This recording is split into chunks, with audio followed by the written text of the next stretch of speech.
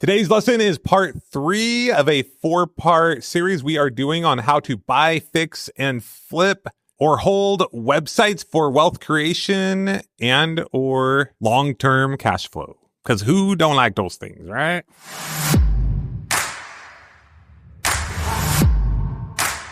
Hey, what's going on, my fellow future millionaires? Justin Williams here. As mentioned, this is part 3 of a 4-part series we are doing on buying, fixing, flipping, and or holding websites. We are on with the one and only Matt Raad, who's super rad. If you have not yet listened to parts 1 and 2, go back to the last 2 episodes, listen to those first, and then come back. Other than that, let's get it on. Ladies and gentlemen, I give you again, for the 3rd time, the one and only Mr. Matt Raad. You're getting me all excited, because that's how business is. It's like, you get going, you kind of have a vision, you have a goal, you kind of know where you're going, and then you mentioned the testing, right? I call it HTP, hypothesis, test, pivot. And you keep adjusting based on the data, based on the information that you get back. If it's working, you do more of it. If it doesn't working, you do less. But then you start to get to this point where it's like, okay, if you have a course or you have a thing, then you can buy websites based on the asset that you have that they don't have, or you can create that. So many different ways to go about it, right? Monetizing websites, just keep it simple first. It's really exciting to think about the courses and how much money you can make. There's lots of success stories around about that. But honestly, just learn. If you're new to this, just make sure you learn on a really simple little content site first that basically, so you're kind of confident with this idea of how the numbers work and convert to money in your bank account. So AdSense or affiliate offers are easy. And actually being an affiliate for Amazon is probably the easiest way to make money online as a beginner. So that's probably one of the biggest things we recommend people start. So that's how Annette with the caravan site, that's how she made that $1,000 a month pretty quickly from a site that she built from scratch, because she just signed up. It's free. You become an affiliate for Amazon. So instead of, you don't have to stock a warehouse full of four-wheel drive equipment. You just be affiliate. Amazon make it so easy. They give you an affiliate link. Anything that anyone buys when they're on Amazon for 24 hours, they're cookied and you get a commission, normally 4 to 5%. Now, sometimes you can be making more money than the retailer, the guy that is stocking the warehouse, because you have zero risk. You think about it. You don't have to ship the product. You don't have to deal with the customer. Don't have to deal with returns. All you do is send traffic over to Amazon and you make money. You can do that with very small traffic websites. Is it possible to have Amazon on your website and your own course, or do you just want to focus on one? We do that all the time. And you can have that. That's what I was saying before. You can test AdSense next to Amazon affiliate links, not a problem. We had an example of one of our students. Her first site was a trampoline site. It's called trampolizing.com. Really cool. She just bought it for, I think it was $600 or something like that. But just a learner site. So she just reviewed trampolines and she paid a writer to write those reviews. She had a top 5 trampolines that she would recommend, and it just sent people over to Amazon. And if they bought one of those trampolines, our trampoline's like $100, she might get 5%, maybe 10%, depends what the affiliate commissions are. But of course, if people buy much bigger products, you're making a lot more money. So it works really well when you've got products that you can recommend that are in the $500 to $1,000 range. So for instance, a really good niche is the exercise equipment niche, because typically exercise equipment is $1,000 plus for running machines and things like that. And you learn with Amazon, but then what happens is when you get good on Amazon, you go direct to the manufacturers and see if they've got an affiliate program. And that's, by the way, one of the other things why I'm always clicking in the advertising bit in the footer to see, are they using an affiliate program? Well, that's why I always backtrack the bigger sites. Like if they're reviewing exercise equipment, where are they sending people? Are they sending them to Amazon or are they sending them direct to the manufacturer? If they send them direct to the manufacturer, I know straight away they've got an affiliate payout program that's probably anywhere from 10% to 15%, maybe 20%. So I can quadruple or triple what the original owner was making. You imagine you combine that with your skill to be able to drive more traffic to the website. That's why things can go exponential when you learn how this works. So the old owner's just sending people over to Amazon and getting 5%. If I get a direct affiliate offer because I've now got more traffic, you've got to jump a few hoops to get the really good affiliate offers. But we've had sites where we've been paid out 40 to 50% affiliate commissions when most people are earning 5%. It's funny. Here we are talking about online virtual world and people think you just set up these anonymous affiliate links. You know what really works the most, Justin? It's like me and you here chatting. People who get on with each other. people that like each other. Liz and I, we just got on really well with this particular affiliate manager. He really he's an American guy and he loved us. And we just chatted about, and then he would give us insights. He could see we were, working really hard to do really well with these websites. And he gave us a few tips. And then we'd say, well, is that the maximum affiliate payout you can offer? And then once we proved ourselves and he trusted us and we trusted him, and we also proved ourselves by getting this site ranking really highly, they put our affiliate commissions up to 40%. And he said, there's only one other company on the planet, Matt, that gets that, so don't ask for more. And he said, it's a very well-known publicly listed company. And he said, you know exactly who it is. And I said, wow, you're kidding me? We're on the same rate as them. I said, thank you. It was just because we chatted to him over a year or two and we got on really well. But he could see we're good at it. But the point is, that's how things can go really big, because most people just blanket think I'll be an Amazon affiliate and get 5%. We're getting 40%. Gosh, that has a massive impact on your net profit each month. Well, also depending on the thing you're selling. I mean, if you're selling an information or an educational product, I think you and I both know lots of affiliates who will pay anywhere from 25 to up to 50% of their product, right? On information products, yeah. The margins are infinite, right? That's right. So normally we're promoting physical products or services. We sell lots of leads. So leads in America are worth a lot of money. So you know how I said there's ad networks? There's actually affiliate networks. There's CJ.com, but there's also other really good ones in America. Like there's some spammy stuff in there, but there's a place called OfferVault. And I just love looking through there. It will list every single affiliate offer in America, or like in all these different niches, like insurance leads, credit card leads, CBD oil's really big these days. We don't get into certain niches that we're not comfortable with. We don't do gambling or anything like that. And I don't think that particular network shows those, but there's affiliate commissions for everything you can think of. And particularly for American listeners, you guys are laughing. Just watch your late night TV. When your kids can't sleep. I remember one of our friends, his baby couldn't sleep and he's in America. He said, Matt, it's awesome. He's like me. He goes, Matt, I just sit there watching late night TV with my little baby at 3:00 in the morning. I see all the ads come up advertising, the new eye creams and supplements. And he goes, I just go and build a website around that because I know they're putting millions of dollars into those late night ads. And I make money. And that's how he literally got his best ideas off late night American TV. So we can't do that here in Australia. We can't watch your late night TV and see the real ads. So what you do is you find that anything that's being advertised on TV, they've got a big budget. So then you just quickly go into places like OfferVault and you see if they've got a matching offer with the same product. And then you either buy a website or set up a website that has traffic in that niche. So skincare is a huge affiliate niche. It's massive. Or supplements is massive. You can make a lot of money in those niches with really good affiliate offers. They pay out 20%, things like that. But coming back to you, information products, next level. That's 50%. And then the next level is you create your own course. But then, of course, you have, no pun intended, but you have to create your own course and then you're managing the product. So it just depends what kind of business you want to be in, where you want to focus. Like for us, with Millionaire University, our first goal, and these all kind of bleeds together, these concepts, right? You mentioned eyeballs or ear lobes, I guess we call it, like in this instance, right? The first goal is to build up a platform. We get a bunch of people listening to our show. We advertise through the CPM model, and then over time have people paying potentially more. But then over time, it's like once we're bringing in like a bunch of revenue, our number one goal is to maintain lifestyle freedom. Do what we want, when we want.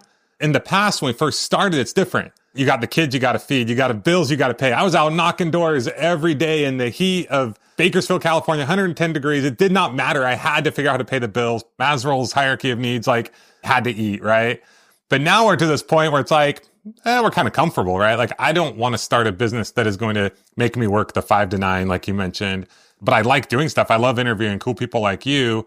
And it's like, let's build up our audience. Let's allow advertisers and people to pay for some of this traffic we have. We don't want to create our own course and programs yet, but over time, we want to do that. We invested a bunch of our own money at the beginning to build the platform. Now people are willing to pay to be on the platform. And then over time, eventually, once we have enough income coming in to hire the infrastructure and create the infrastructure for people to manage the program, so that I used to be on with my programs. I was like 24/7, like, gotta answer all the questions. It's like, we don't want to do that this time around. And what you're doing, Justin, is actually, if you've got the luxury of building this over time, it's like insurance for your family's future and for whatever goal you may have down the track too. But you're building insurance. You think about it. You're building an asset now outside people, and we go, oh, you should be monetizing it. No. You're building an asset at your pace for the future for your family. And as it grows, like you said, you step in one layer of monetization. Obviously, the ultimate is if you can put a course that people pay for the knowledge, that's the ultimate way down the track. And that's what we love to teach to people. That's why this vehicle, buying online business, is such an awesome way to transition from full-time employment. Because see, in my old days when I used to buy and sell bricks and mortar businesses, and then we did it as a broker and we were involved in mergers and acquisitions, we'd help ultra high achievers, very high income earners get out of their corporate stressful roles. They'd have to spend millions of dollars to replace their incomes because they're trying to do it straight away. I remember always thinking, gee, these guys should be doing what Liz is doing, just building these websites in the background while she's raising the kids, building them up, low risk. You're building an asset and you can transition. And so now this is what we've turned our company eBusiness into. We cater for those people that are happy to transition into this so they can keep their full-time employment. They're not stressed about money. And then in the evenings, they can do exactly what you're doing. Just build this side hustle because you can park it for 6 months if you get busy. That's a beautiful thing that people don't realize about websites. They're not passive, but they're semi-passive. And I think that's a really smart thing, is to build it out over time, these assets, and you can play with it. You can buy a few, renovate them at different rates, learn how it all works, and then move up the chain in terms of monetizing them as your skills grow. Once again, just thinking about my son, because literally almost every day, that's who we're talking to. Because it's easy for us to like give him money, but it's like, okay, he's now on his own. Like, I don't know if you know, but he came on the first leg of the trip with us. And then after a few months, it was kind of him, but then also us agreeing. He turned 18 on the first leg of the trip. And now he's kind of out on his own. So it reminds me of like a hawk, right? We're this hawk and we go like kill the prey or like kind of damage it, or even a lion where it's like you kind of like they damage the prey, but then they let their kids like, okay, go get it, right? So, but we're also trying to take away resources from him because he's depended on us his whole life. So it's been interesting, like him like going out on his own and trying to do his own thing, right? But first I was thinking, okay, he should start his own niche site. One of these 3 topics, dragon fruit, birds, or trampolining. But it's like, does he build his own or does he buy one? And I know there's a lot of nuance there probably. Let's talk through that a little bit. How do you know what's better to do? I agree. There is a lot of nuance, but really, if I cut to the chase, when I'm advising my friends with their kids, and anyone in our community knows I'm really passionate about this, first step, it makes life so much easier. You could go and buy a site. That's the super exciting sounding bit, but honestly, learn how to build a site first, because it teaches your son how this works. And it also gives him an idea of does he enjoy it? Now, you don't have to be a techie all your life. You outsource it later on. We hang around a bunch of friends who are all very successful online entrepreneurs, 7, 8 figures. And I can tell you, Dustin, there's not a single one of them that if I said, hey, can you just build me a site about birds in the next week? All of us know how to build a website. It's easy. Now, admittedly, we all got access to as many techies as we want in web devs. But seriously, if I said to them, no, you got to build it yourself. We're all going to sit at these laptops. By the end of the afternoon, I want us all to have websites. Or every single one of us knows how to SEO a website and build a website. And it's actually a lot of fun if you learn it. I like to say it like how we teach, but because our goal is to teach people how to build a site from scratch out of an idea in their head or emulating what they see working online. I personally think that is a life-changing digital skill for the future. It lets you do so much in life. Everything we've talked about today, if you know how to build a website, you can analyze websites in your lunch break like that I do as a hobby. If you don't know how to build a website, you are flying very blind in the world of online businesses, in my opinion. I wouldn't hand it over to a web dev straight away. I would at least learn the basics of how to build a good site and how basic SEO works. After that, then you outsource it. It's cheap to outsource website builds these days. If there's one bit of advice I can give anyone listening to this and your son, first big step, learn how to build a website.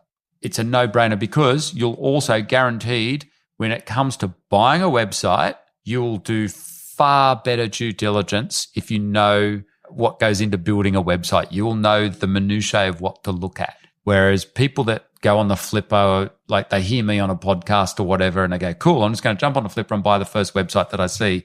They're flying blind because they don't know what's gone into it. And also, you can miss the best bargains. We have so many clients that go on the flipper and they find these little starter sites and they go, Matt, this person spent 6 months building this thing. They've posted 50 articles and I got it for like a couple of $1,000.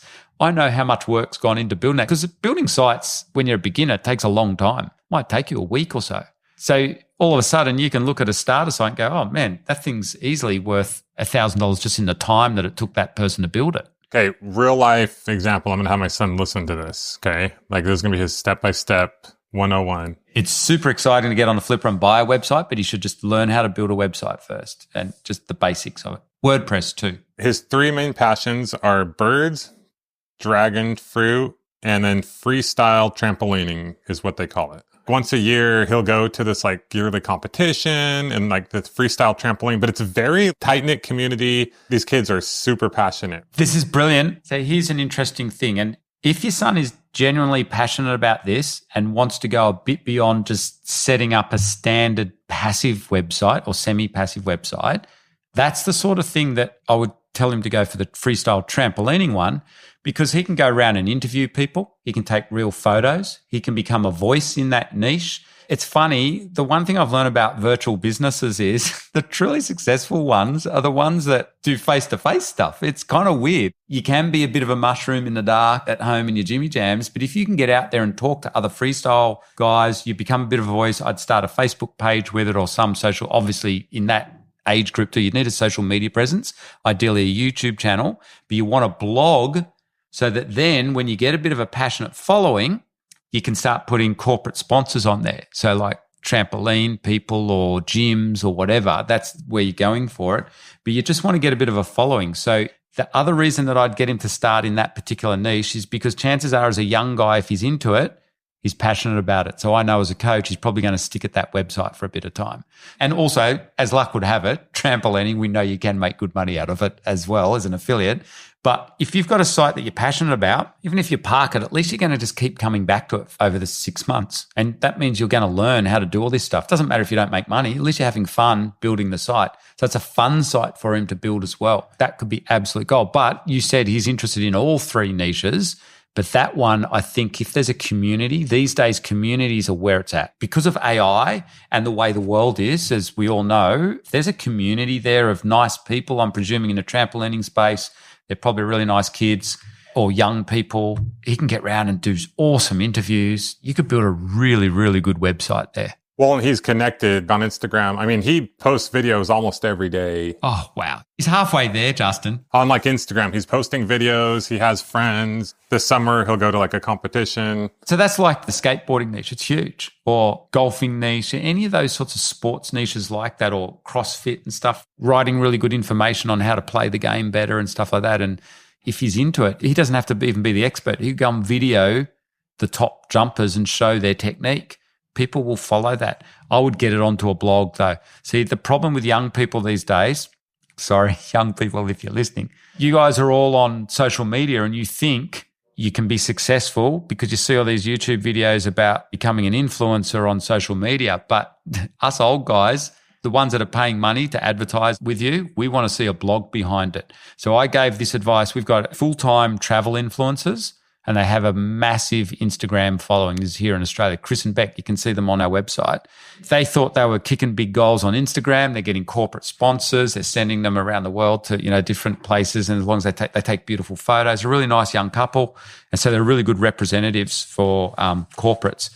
And I said to them, guys, where's your website?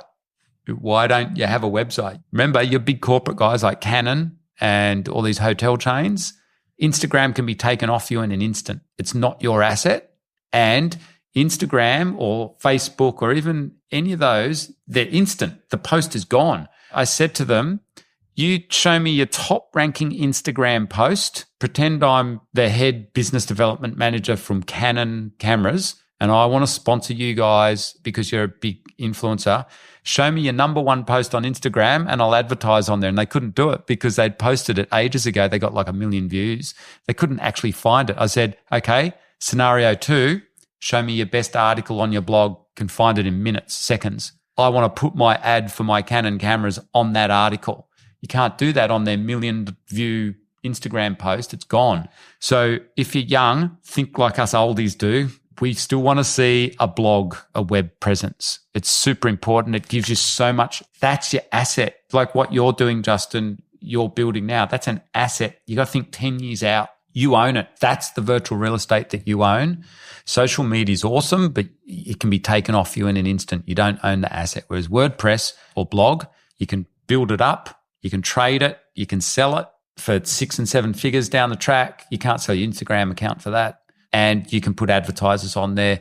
And most advertisers, they want to see a website. So I would recommend your son at the very least starts a site, just post exactly the same stuff that he's sticking on Instagram onto his website. Even that alone is cooking this website into Google. So he can go back and grab all the stuff that he's posted and then just write more information about it. He has all the names for all the tricks. He does them all. He could show how he does them. I would keep it really simple with your son, particularly for young people. We don't need to give them masses of detail around, but there's a lot more that we could do here where it would get really exciting, especially from my point of view. I'd be doing all the keyword research. I'd be looking, what's the volume on all the keywords of how to do a backflip? Who's making money out of that? How are they doing it? But just to get someone going, you just tell them, look, build a basic site and stick all that stuff that you've put on there. Have fun with it. You should actually be doing what's called keyword research, because that again goes hand in hand with how you build the site and how you do due diligence. And what it is, it allows us to analyze niches. So we use keyword tools like the free Google keyword tool or tools like SEMrush, Ahrefs. There's heaps of keyword tools out there. And they basically show us the volume of people searching for certain terms. So it's really handy when you're building a content site to know, well, how many people are looking up how to do a backflip? Now, just say only 5 people a month are looking at it. Well, it's probably not that great a niche. But I like going into low volume niches because they're not as competitive. There's probably, I'm guessing, how to do a backflip. That's a big thing these days. I reckon there'd be at least 50,000 people looking for that, or maybe 10,000, somewhere in that order. So you straight away know there's money you can make in that down the track somewhere. That's the other thing he can do. He can look at the topics that he's got. And basically the way you create a website is how you write a book. It's like chapters. You just have topic clusters around a big topic. So if it's trampolining, it might be stunts in trampolines, how to buy the best, what are the best trampoline stuff, and then fitness for trampolining. And so there's 3 big, we call them core purpose areas. And then under those, we'd have the subtopics of how to do stunts on a trampoline. And we do the keyword research around that. And so anyone that's interested, so now you're building an authority site. This takes time. You build it out over time, but you've got it organized so that anyone coming in, if I'm interested in the how to do stunts bit, I'll go straight to all those and I can find what I want very quickly. Or if I'm interested in just say I want to buy a trampoline, well, I'm only going to go to that. And Google loves that. In essence, that's how we also, by the way, renovate a website, because most sites are very random. People don't put them together very well. So that's what we do in our reno. We tidy up the websites as soon as we buy them. You can do that in the first week that you own a website. So I keep hearing you mention WordPress. Do you recommend WordPress over some of these other website builders like Wix? I don't want to sound controversial. I've never seen them rank very well and they don't sell very well. And WordPress is the industry benchmark.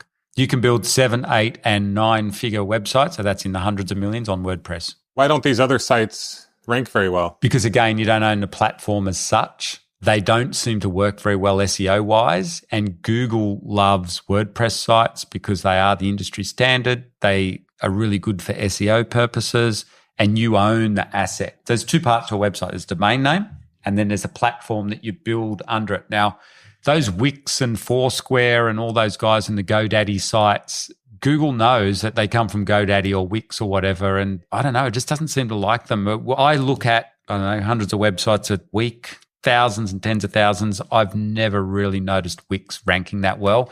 And we see a lot of problems with local businesses that have built a free Wix site and it's never ranked. I've never seen them rank. I don't know why they don't. They just don't. So I just say, just stick with the industry benchmark, which is WordPress. WordPress is a lot more flexible as the site grows. So the problem with those platforms like Wix, once you get sophisticated or a bit more experience, there's a lot of stuff you can't do. And then you got to pay for extra programming, which Google doesn't like, because Google can see the code in the site and it can slow it down. Whereas WordPress, you can build that out into a massive site. You can also use Joomla and other stuff, but just WordPress is the easiest. It's click and drag. There's plugins. You can add in a course like an info product later on down the track. It's easy to put advertisers on there. If you're a big corporate advertiser, you would be pretty uncomfortable sticking your multi-million-dollar ad budget on a Wix site. So I have a bit of a confession to make. Our main thing has always been podcasting. I'm not techie. So Tara built the website. I'm not throwing her under the bus at all. But she did a lot of research and she's like, yeah, it seems like this is easier and better. I don't even know if we're on Wix or whatever. But in the back of my mind, I'm always like, I feel like we should be on WordPress. So my question for you is, it's been, a year since we started Millionaire University. Do we transfer everything over? Honestly, yes, I would. But I'm happy to have a chat to you and look at your site, actually. If it's on Wix, yes. And I hope no Wix people are listening to this, but I just haven't seen Wix rank. My whole life revolves around buying and selling websites. So you think of all the brokers I know, I've never heard of a broker selling a big 8-figure Wix site. So you own the WordPress site, you don't own the Wix site. For some reason, in my mind, I feel like we own it, but... You do own it, but it's tied in so much with Wix. To me, I guess I'm just so used to WordPress. You install a WordPress theme onto your hosting. And I think the other problem with Wix, it's hosted by Wix, which is a major problem because if they go bust, you lose it. Whereas WordPress, you always have the files. So no matter what happens, you can reload it. We move hosts all the time. That's what you do when you buy a website. Whereas if it's always hosted by the same company that builds the theme, that's a major problem. That's a big risk if you're building a big website down the track.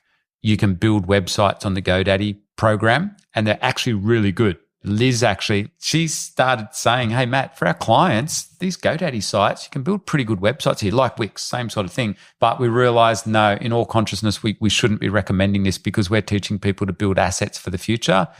That site at the end of the day is controlled by GoDaddy. If GoDaddy go out of business, unlikely, but we want freedom. We want separate websites that you can build into something big. And to your point, if that is a concern for any potential buyers, then you could have an issue. That's a major problem for any buyer that is buying a website through a broker. They're expecting WordPress. They're uncomfortable buying Wix or GoDaddy sites or Square or whatever.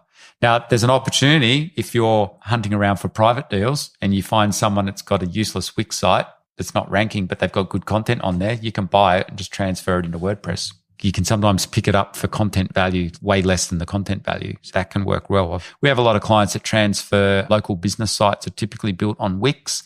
They never rank. So our guys rebuild them for their clients on WordPress and they get them ranking very quickly. I mean, our main thing is our podcast. We've invested hundreds of thousands of dollars into growing our podcast listenership. But it's like at the same time, you want to be building up these assets simultaneously, right? Like maybe the podcast is what we lead with. That's where we're getting the traction.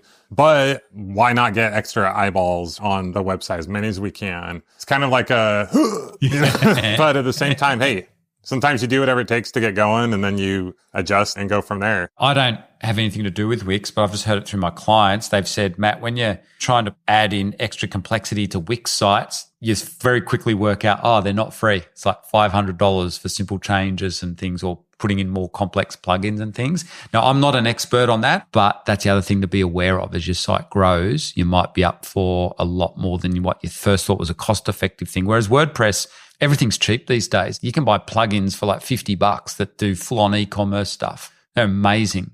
Everything's built for WordPress. It's kind of like the Apple or the PC of websites. Well, something we are seeing, and I don't know if this is Wix related or what, but we want to add now more email users. And my wife was telling me the cost at it. I'm like, what? That's ridiculous. The amount to add more people. So I'm thinking about myself as well, but I'll pretend like I'm talking about this one guy. No, if my son is going to do a trampoline website, you mentioned keyword research. There are lots of keyword research tools. I think Neil Patel has one that's pretty inexpensive as well. But you recommend starting with keyword research or searching? So for example, for my son, the very first thing I probably would recommend him to do is go look up freestyle trampolines and see like what websites are ranking, what those look like, how they do it. I guess you could do either one. Do keyword research first, do that first. It doesn't really matter, right? You want to do both. Yep. That is actually what we call keyword research as well.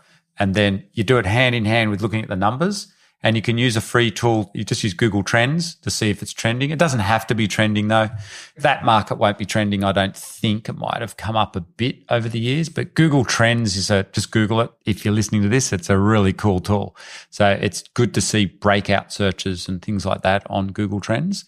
But yeah, keyword research is the big first step. And then you put together the website. You get a keyword bank. So typically 500 to 1,000 words. That basically lets you plan out a website for the next 12 months. So then you can decide if you want to do it or not. So then basically do a topic on each one of those things. I've heard some people say, if someone says the 10 coolest tricks on freestyle trampoline, like your goal is to do like 11, your goal is to just make it a little better. Yes, generally, but it's not always quite that simple. There's more factors. You just want to get going with it first. But yes, you can definitely do that. It's also going to come down to these personal relationships with, the top trampoliners. I'll put money on it. That's what makes it the most successful. It's the offline networking that you do. It doesn't matter what niche you're in. All the top guys, they'll all know each other and they will look out for each other all. There's an amazing niche called golf. It's still a multi-million-dollar niche. When we first started, we've owned 2 golf sites over the years, and I don't play. My wife plays.